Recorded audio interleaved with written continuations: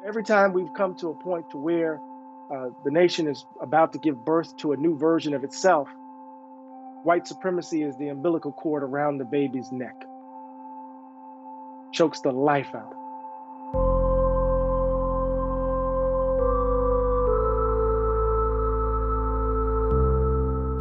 I think his body of work is the most significant contribution he has made, and it's precisely in our effort to kind of mine that body of work, over 7,000 pieces, to find what he would say, to find useful material in the ruins, in the rubble, that might help us in our current moment.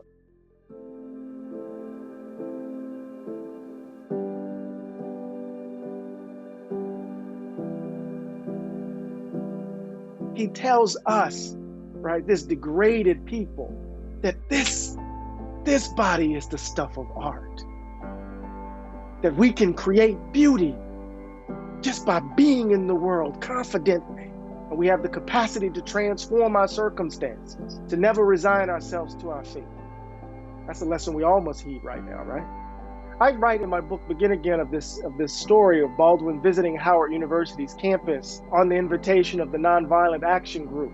Jimmy offered the closing remarks, and he said, in effect, and I'm paraphrasing again, I want you to promise your elder brother that you will never believe what the world says about you. And if you promise me that, I promise I will never betray you. And part of what Jimmy was saying in that moment is that whatever the Negro problem is, for us, it is trying to keep this detritus, this shit, from taking root in our souls. From believing what the world says about us, that we are less valued, that we deserve this treatment, that our culture is pathological, that we lack intellectual capacity, to keep it from taking root in our children, where they don't like their noses or their lips or their hair, that they think someone else is the standard of beauty, to keep that at arm's length so we can find the resources within our spirit to fight for freedom, and then to muster the courage to risk everything.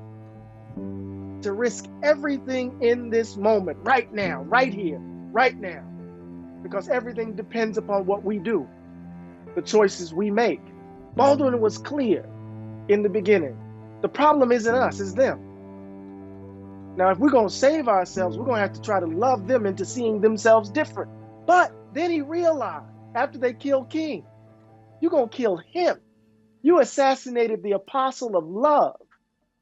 You are so committed to this way of being in the world, I can't spend my energy trying to convince you to be otherwise.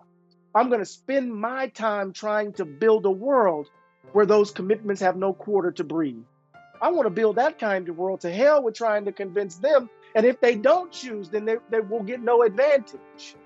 If they don't choose to step into the New Jerusalem, they get no advantage. They get no advantage in embracing whiteness. This is what Jimmy is saying. So it's not about trading love for hate.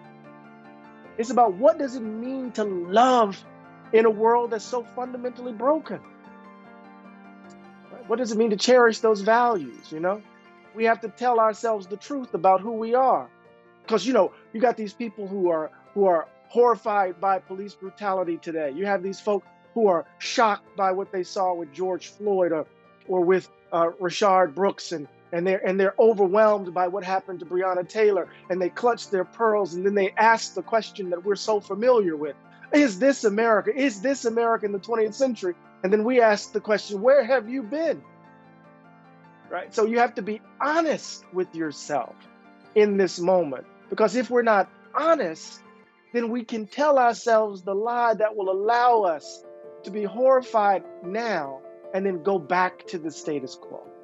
We have to do this work of fighting for a more just world. Right here, right now, to echo its slogan of the movement.